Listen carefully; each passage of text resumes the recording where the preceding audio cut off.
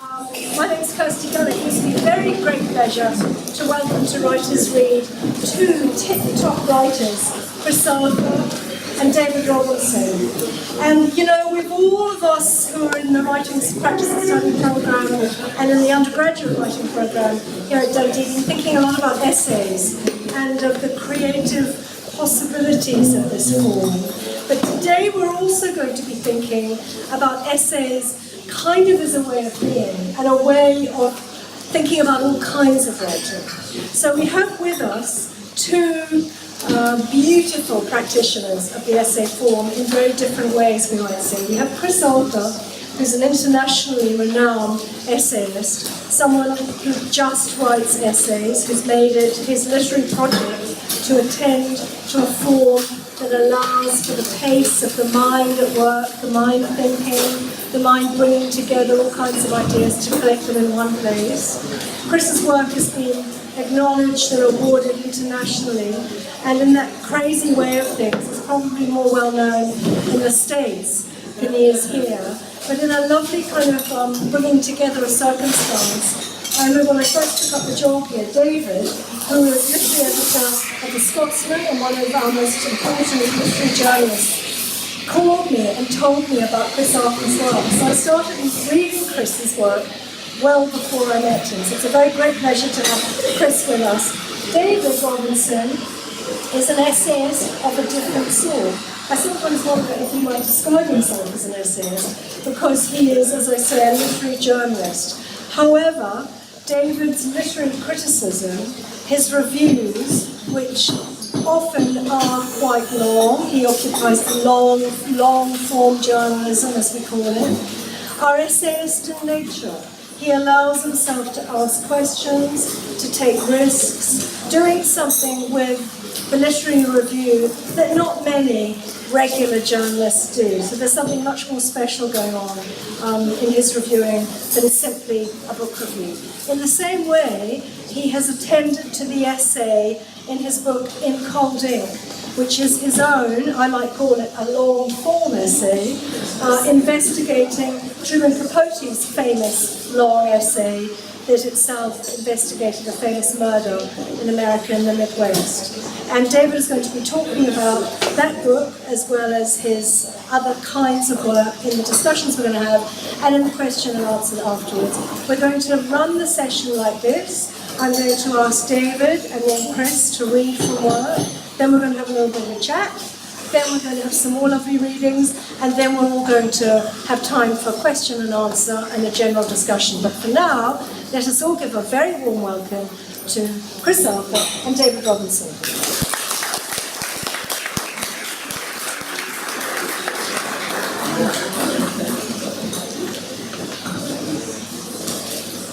I'm not sure about being a 100% essayist. I am, or 100% hack, I'd say, more. And the book, and this book, I first ever read from it in Dundee to your students, and I promise this will be the last time that I ever read from it ever, because it is 10 years ago. It's 10 years since I went to Kansas, and that's just the start and the finish of the book. And I'd like to just maybe split it into two little readings, and really because you're talking about the essay, and I think that what I have mainly done is just done author interviews or features, and this was about the only time in my life that the editor of the book said, look, you really need to do something different here. So I wanted to set the scene, going to Kansas, and then at the end leaving Kansas and going back. And in a way, why I feel, although I do feel a little bit like a bit of a fat pony between two thoroughbreds here. You are essayists, I'm not, like I said. This is my only ever attempt at an essay, and it's one that involves other books. Principally, of course, Truman Capote's In Cold Blood, but as we'll see later on, other books. So it's a sort of, can justify to himself a sort of like book trailing, sort of moving through the landscape of other books.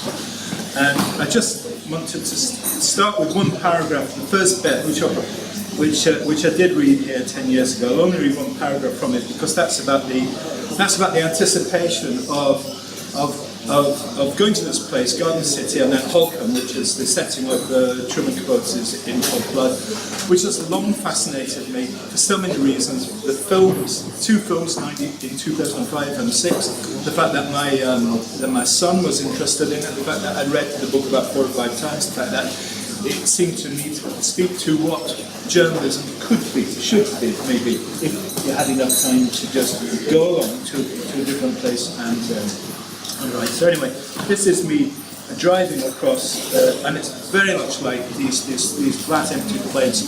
I've never been anywhere like that in my life before. So I drive towards the town where Capote first came to write up the story. As I feel all my senses are alert, hungry.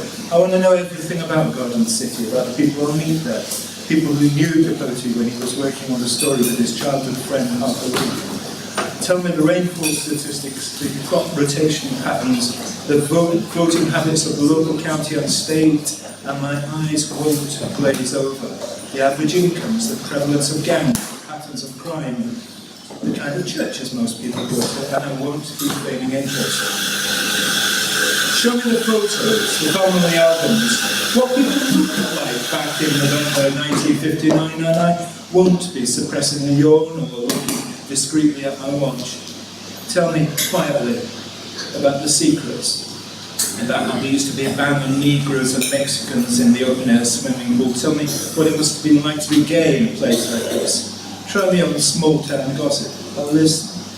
First of all, tell me about the Cotter family, about all 4 of them, who were murdered in cold blood on the 14th of November 1959 by 2 men, Dick Hickok and Perry Smith, who for their troubles got away with just $40, a radio and a pair of binoculars. So that's me driving across and being absolutely kind of keyed up with anticipation because I was going to go into that very story. And it's a moment that I treasure, and I say really all my senses were firing, you know? And it's a wonderful state of being to me, that's, you know, when your job matches your purpose, you know, so completely, that to me was, you know, probably one of the best times in journalism. That, I mean, the people that I did meet. So yeah, I won't keep it too long, so I met a couple of people who are central to the Capote story, and I was just intrigued by the fact that, you know, Capote with his childhood friend Harper Lee. I mean, you know, we've all read To Kill a Mockingbird. What are the odds that 2 great writers are childhood friends? I mean, you know, what are the odds that they should be there at the same time, you know, investigating this interesting thing? What happens to a town when there is a murder in it? Anyway, so I go to the Clifford and Dolores Hope's house, and this is how I end the book. I began this book in Kansas, I'll end it there too. I go around to say goodbye to Clifford and Dolores Hope, walking up the path to their white-painted club oak house, the one that Truman Capote and Harper Lee visited Christmas Day all those years ago. I've nothing in common with Capote except that we both stood in front of the same doorbell with the same need, strangers in a strange town wanting help with the story. Me, I'm really just looking up footnotes of footnotes. But behind them all, there's something else that matters. Or at least, it matters to me, because I still think that In Cold Blood is what journalism ought to aim at. That's why I'm in the Hope's living room in Garden City, because the book that their visitor went to write, Dolores shows me her signed first edition, still echoes, decades later, in my mind. Any weaknesses in it, any gaps, or weaknesses and gaps in journalism, the trade to which I worked all my life. So, and as I leave, Clifford gives me a book, a memoir of his time as a GI in the Second World War, which he wrote after he retired. I put it on the front seat of the car and drive off to say goodbye to Duane and all the letter West. Now, Truman Capote was just plain wrong about Duane West. Maybe he was wary of him. who else could have written a rival account of the Clutter murders better than the tall, handsome 28-year-old who led the prosecution case against their killers? But I feel something like anger that Capote couldn't see what I'd see in West, and instead almost wrote him out of In Cold Blood altogether. I can't help liking West, even though he doesn't make it easy for me. First of all, he says he won't talk about Capote, then he says he will, but only if he'll pay $100 to a charity helping victims of the Greensburg hurricane. That's a hurricane that I drove past in San Francisco on the way there, which is a sight I've never seen anything like that before. Just trees just sheared off, big, thick trees there. So anyway, so that's not our work, but I said I can understand his reluctance to talk all the same. Why, after all, should his life be seen through the eyes of a writer who ignored it? Doesn't everything else about his life count for far more? His faith, his years of service to Finney County, his enduring marriage, his 4 children? How can being slighted in literature outweigh all of that? It can't. And nor does it stop him breaking out at 74 in a starburst of new careers. He is the main agent of a Mexican artist who works entirely in cardboard. He has plans to market slice cream, that's ice cream in a triangular carton. He's aiming to stage the musical he's just written about Buffalo Jones, the founder of Garden City. This is a man with an enjoyably maverick mind, someone who thinks his way through a problem, never mind the consensus. He describes growing up in Garden City so vividly that you can imagine the city growing up with him too. All the attentiveness I've given to In Cold Blood, all my own fascination with his background detail, is answered in West's conversation. It's a shame Capote never realised it. But does the near complete omission of West from In Cold Blood make it a lesser book? I don't think so. In the 1966 New York Times article, in which he claims to have invented the non-fiction novel, Capote answered the charge about his book being incomplete. He says, I don't think it is, because it is what it has to be. It's a question of selection.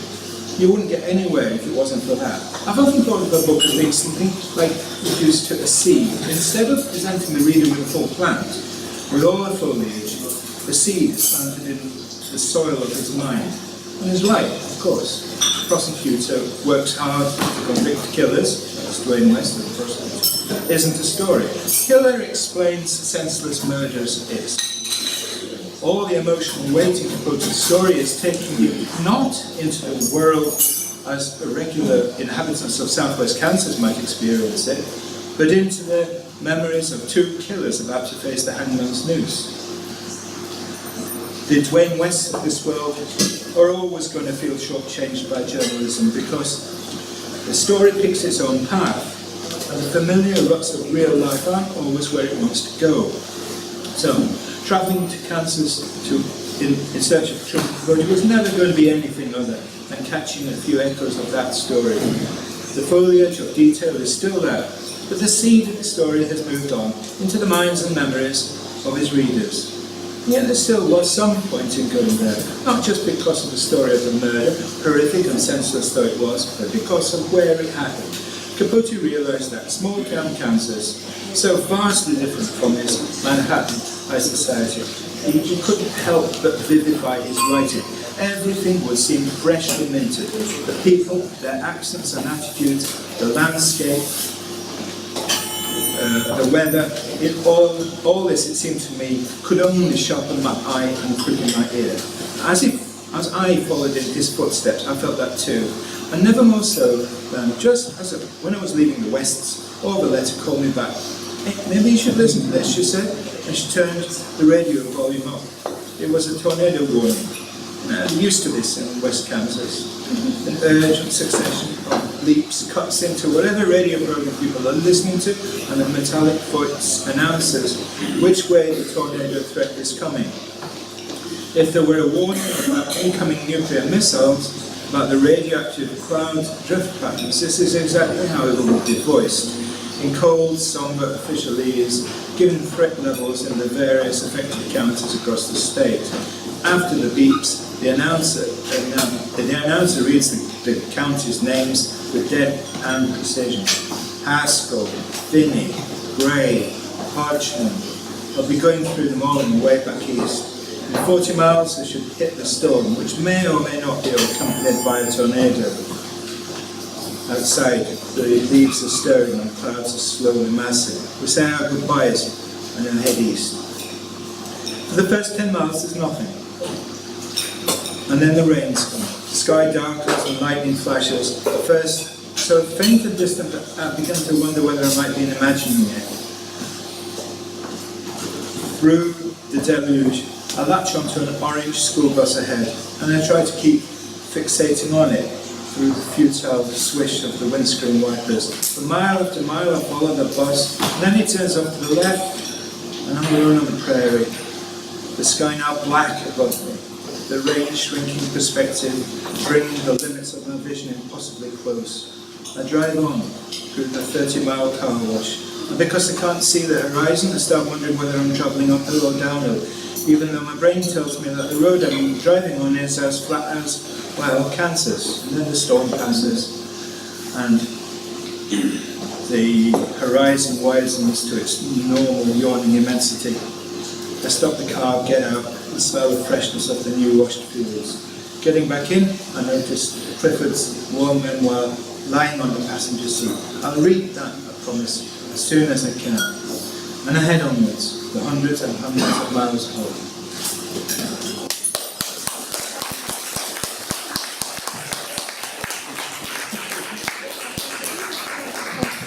That'd be great. And Chris, if you would like to read that. Okay, I don't know, do we need the microphone? I suppose we do. It's always very difficult to know which bits to pick out of a book for reading like this. Initially I thought I would just turn to the back and read the afterword, which is 36 ways of looking at an essay. That on the basis that I reckon that at least some of the audience are probably people taking Gail's course on the essay. But then I thought that would be tedious, you know, listening to someone reading out a list. And I think to do justice to the piece, in any case, you need to engage with it in your own time, and you need to go through the 36 definitions one at a time and think about them, rather than hearing them all just read out one after the other. So I went back to the drawing board and I thought, well, what bit will I read on? And I have no idea really. I decided, well, it's an audience that there are writers. I assume there are lots of writers as well as readers. So I thought, okay, a couple of passages that say something about writing. That might work, maybe. Although I would also say that I don't think essays lend themselves terribly well to yanking excerpts out of them. That's just the way it is. Anyway, the first extract that I want to read is from an essay that has its title as a question. How many words do you need to describe a wood pigeon? And it begins like this.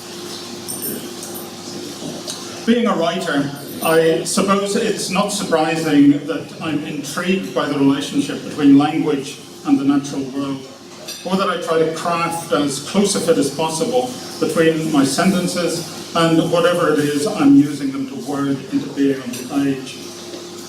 I've always liked the advice given by Japan's great master of haiku poetry, Matsuo Basho. Let not a hair's breadth separate your mind from what you write. I know how hard it is to close that hair's breadth, but I also appreciate what a rich and flexible resource the English language is for effecting precisely this kind of closure and precision. Yet, even though I sometimes feel I've succeeded in saying more or less exactly what I have in mind, I know that there's a massive disparity between the actuality of the natural world and how we express our experience of it. In fact, the way we talk and write about nature tends to happen at a level of such simplification, so far removed from its sumptuous complexity, that it can seem as if we're talking about something else entirely. Aristotle famously said that philosophy begins with wonder. I believe that responsible attitudes to the natural world have a similar point of origin. My worry is that the way in which we routinely apply language to that world may be a contributory factor leading to the mindset that allows us to wreak such damage on our environment. Verbal simplifications and the superficial perceptions, or rather misperceptions, they foster, undermine the sense of wonder on which respect for nature is founded. In case this all sounds too vague and abstract, let me tie these generalizations down to a specific example. It's tempting to go for something rare, beautiful, and endangered, a snow leopard perhaps, or quetzal. But I think the point is better made by something more mundane. So let's take the wood pigeon that landed the other morning on the lawn just outside my window.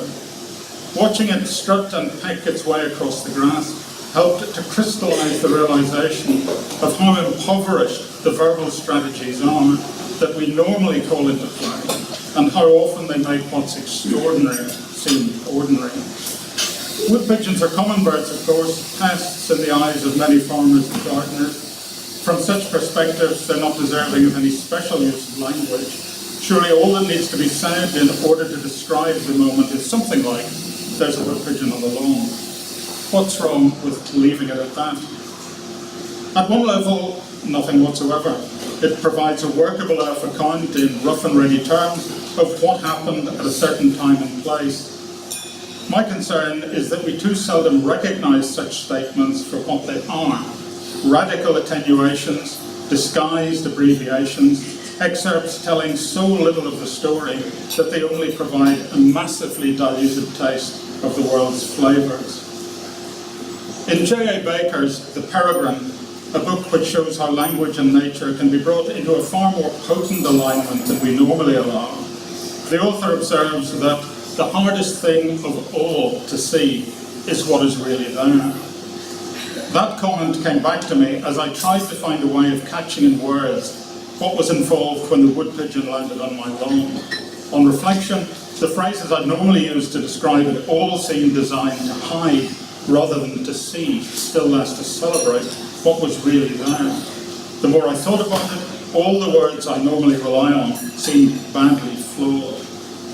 Letting that common sense statement, there's a wood pigeon on the lawn, stand as representative of our ordinary diction, it was as if it had encountered 4 waves of assault. Each wave eroded its credibility, but the impact of these waves wasn't merely destructive. They also broke into a more encompassing vision, sweeping me towards what is, I hope, a less blinkered account than the one offered by our usual modes of discourse. The essay then looks at those 4 waves of assault and gives the less blinkered account, but it's far too long to read that, so I'll just jump to the very last section. I'm not sure how best to negotiate the relationship between there's a wood pigeon on the lawn, something straightforward and singular which lands and flies away again as I'm writing, and the pigeon that carries with it such a heavy load. It doesn't so much fly as plummet through all our conventional descriptions, taking us into astonishing strata of deep time and microscopic structure. But it is surely perilous to allow either perspective to eclipse the other. Yet, as things stand, that is precisely what we tend to do, ignoring the fact that the bird on the lawn carries with it the potential to take us into depths that are more luminous than navigable, where wonder cries out to be wired into any words we utter. As John Muir famously remarked in his 1911 book, My First Summer in the Sierra, when we try to pick out anything by itself, we find it hitched to everything else in the universe. The value of nature writing is that it helps to counterbalance our tendency to unhitch, isolate, and simplify. Of course, we need ordinary discourse to cut its swathes of simplification through the world, to pick out straightforward threads that we can follow, guidelines that let us get from A to B unhindered by complication in the countless common sense transactions of our everyday existence. But we also need the warp and weft of words woven in a different register to help us see what's really there, and to appreciate something of the astonishing connectivity that so entranced John Muir. Sometimes I think our words act like a kind of verbal snow. They lay down a muffling, monochrome canvas upon the world so that we can trace out on it the straightforward stories that we tell each other. But underneath every once upon a time, and there's a wood pigeon on the lawn, odysseys of incredible colour and labyrinthine complexity are unfolding all the time. On the drifts of ordinary diction fallen in the world, my wood pigeon can strut and peck and fly away, the prominent white bars showing on its wings. I can describe the moment in a handful of words and almost believe I've caught it. But when I think what there's a wood pigeon on the lawn actually points to, I know I could exhaust my word store completely without ever catching more than a fraction of what's really there.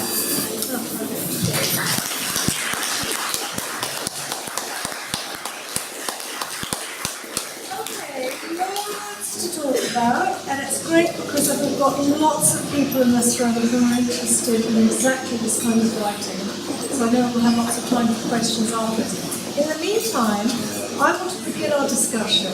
Both of you, in different ways in your readings, have articulated this tension between ordinary words, ordinary language, there's a wood pigeon on the lawn, going off to cover a story for a newspaper about another journalist. The tension between these events, ordinary, regular diction, and the numinous, the charge of the fictionality of events, the charge of detail, the charge of a kind of poetics, as we see in your work, Chris. I wonder if we could begin our discussion by talking about, when you're making these works, what does one begin with? Does one begin with the ordinary idea, there's a wood pigeon on the lawn, or does one begin with that sense of the ineffable, the larger picture, which is a sense of a fictional project that you want to bring out of, or the drama you want to bring out of your own investigation? What starts first? Chris, maybe you could begin. I never like it when people ask me about beginnings, because I'm not sure where I begin. I mean, to some extent, yes, you start with the pigeon, and you think, oh, well, it's just a pigeon. But then you think about, what it is really, what's there in front of you, and what it can lead you to, where it can take you, where that moment that just seems so bland, so ordinary, what it actually has in it. And then I guess there's the challenge of how do you catch something of that in words? How do you give some sort of sense with this experience, which is so easily dismissed with just, there's a common bird sitting in my lawn. How you actually get, how you can convey on the page that is something ordinary. But I don't know where it all actually starts. That's a tricky. Right. I'm just not sure. Because there's a sense in both of your work that there's this enormous story to be told, and okay, well, I'm going to start with this little moment. And David, in your reading, you even had a phrase, I'll go the glasses, bringing the limits of my vision impossibly close. You've been talking about West as a character in your investigations, and why it was that you found this character very interesting, wanted to bring him into your story, and yet Capote, in his original In Cold Blood, had pretty much dismissed him and not used him. Yeah. So that sense of a larger story that's existing outside the frame. Yeah, because I mean, for me, because I am just immersing myself in that particular story, and I don't really have to search for any inspiration. I'm just trying to put myself in and see what I've liked, and I don't got no preconceived ideas. So it turns out that Dwayne West is a lovely guy, and I'm sort of fascinated actually. The one thing that I did come away from was thinking, how is it that we become friends with people? What is it at first moment? Because first moment that I sat next to, this guy is this, 10 years ago that's about him. We're in email every month, where is it Democrat, thank God. So we're talking about Trump and the midterms, and these cancers, and he's quite old now, he's 86. And yet, sitting next to him on his swing porch, I just bonded with him. And why is that? So that was what fascinated me.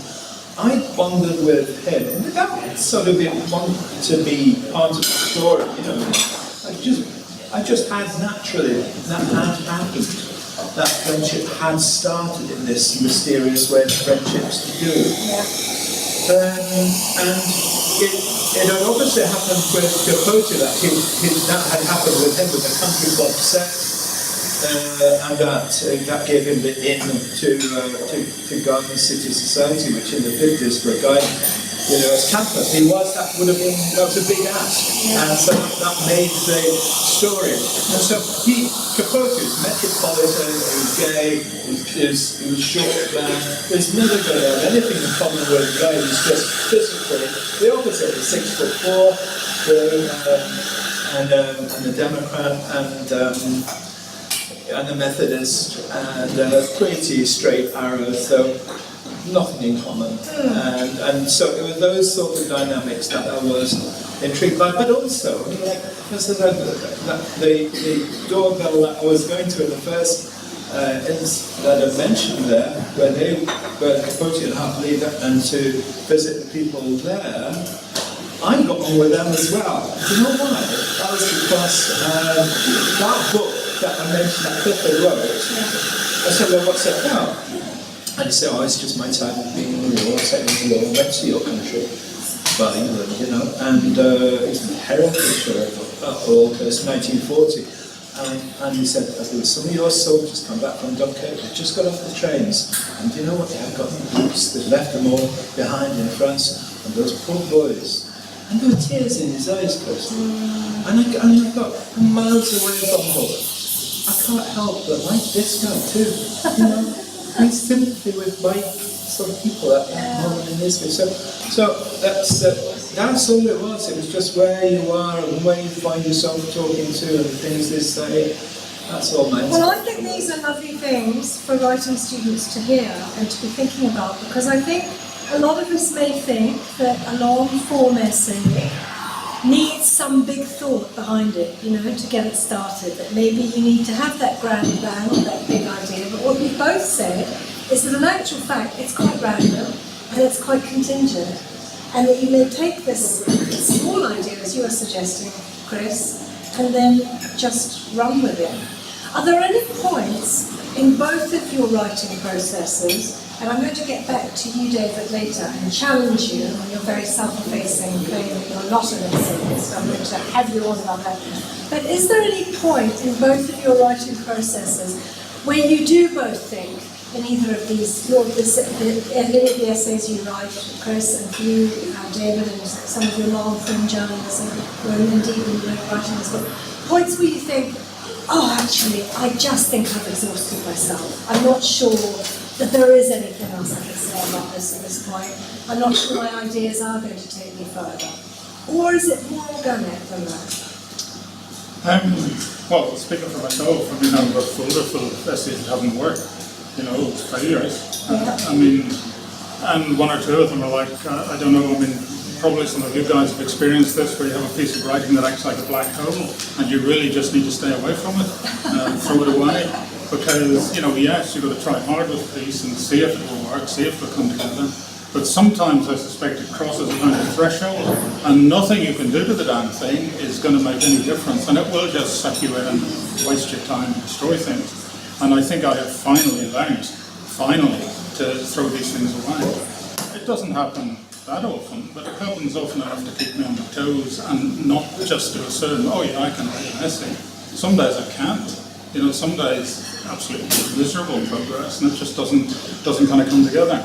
And then sometimes it does, you know, and it just works. Well, how interesting. And can I ask, going back to David's remarks, has it got anything to do with a kind of emotion? I mean, when you seize upon a subject or meet a subject for an interview or a story who you like and feel a connection with, does that mean the essay is more likely to come than if you think, actually, I'm not really interested in this subject, I have to write? Well, I have the luxury that I don't write about things that don't interest me, so No, but I mean, yeah. So it always is the case that you will always begin with something that attracts you Yeah. and that you feel excited Yeah. about. Never the sense that, oh, this would make a good subject for an essay. No. Isn't that interesting? There's an emotional pulse at the heart of that, the beginning of that writing process. Which is perhaps, maybe that makes the whole process too accidental. Maybe I should sit down and think, oh, I need to write an essay today, what would be a good subject? But it doesn't really happen like that. But where the kind of personal dimension comes out, quite a few essays emerge simply from someone saying something, and just the form of words that they say just lodges in the mind, and you think, wow, and it goes from that. Because if you listen closely to what people say to you, just an ordinary conversation, it's amazing sometimes just where a few words go, and why those few words sometimes just land in the fabric of your mind and do something good, and maybe the next day they wouldn't. You just think, my God, but sometimes they do, and that's wonderful when they do. How interesting, and that seems to be a perfect description, David, of some of your literary journalism, because for many years when I was a literary editor in Scotland, we could look forward as a regular occurrence to your lovely long-form pieces about novels that were coming out and about the novelists and writers that had written these books, and it was as though you were having that experience that Chris talked about. There was something that the writer would say that appealed to you, or an idea lodged in your mind, and you seemed to be writing these pieces as though unfurling and uncovering what it was about that thing that said that interested you. Do you think that's a good description of your process? Yeah, I think